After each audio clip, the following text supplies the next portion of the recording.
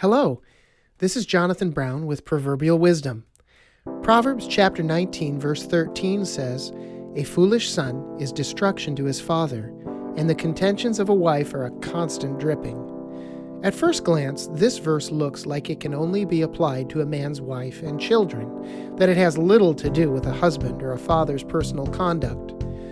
But if I were to see a man with a foolish son and a contentious wife, I would have to wonder why there was foolishness and contention in his household. Maybe it's not his fault.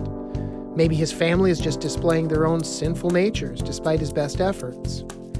But if I were the husband and father in that household, I would want to take a hard look at myself as well. When my children are being foolish, I have questions I need to ask myself as a father. Have I instructed them in the right way? Or is there a lesson that I, as a father, have neglected to teach them?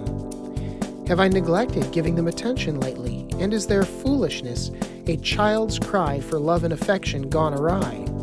Or is their sinful nature just running amok and needing firm, loving correction from their father? And when my wife is contentious, most of the time she has good reason to be. Is she really tired or stressed? Are her basic needs being met? Is she not actually angry with me, but with another situation that has spilled over into our relationship? Have I not been listening to her lately? Does she need time with me? Here are some things I believe we can all take away from Proverbs 19:13.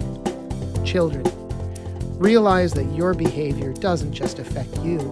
It can have a large impact on your family, either good or bad. Work and study to gain wisdom and reject foolishness. And remember what Paul said, "Children, obey your parents in the Lord, for this is right." Ephesians chapter 6, verse 1. Wives, the way you treat your husband has a profound impact on his well-being. Remember to honor your husband as the head of the family. Ephesians chapter 5, verse 22 says, "Wives, be subject to your husbands as to the Lord." I know your husband is probably a far cry from being anything like Jesus, but show him grace and honor him, not because he deserves it, but because God will be glorified by the grace and mercy you show your husband. Husbands, your relationship with your family is of great importance and can either be very rewarding or very painful, depending on their welfare and behavior. Take care of your family. Love your wife and your children. Be willing to sacrifice anything and everything for them, because that's what the Lord Jesus Christ did. Ephesians chapter 5, verse 25 says, "Husbands, love your wives, just as Christ also loved the church and gave himself up for her." If foolishness and contention are the normal state of your household, maybe ask yourself if you have loved your family like Jesus, or if there might be some more work to be done.